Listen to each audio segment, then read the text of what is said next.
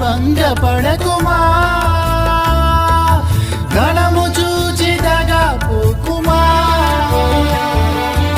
ఆ రోజు శ్రమ నుండి తప్పించే నాదుడు లేడు, ఆ రోజు శ్రమ నుండి తప్పించే నాదుడు లేడు.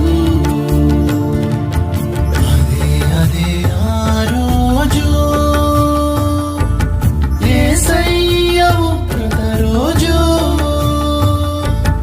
ఏడేళ్ల శ్రమల రోజు, పాపులంతా ఏడ్చే రోజు. ఏడేళ్ల శ్రమల రోజు,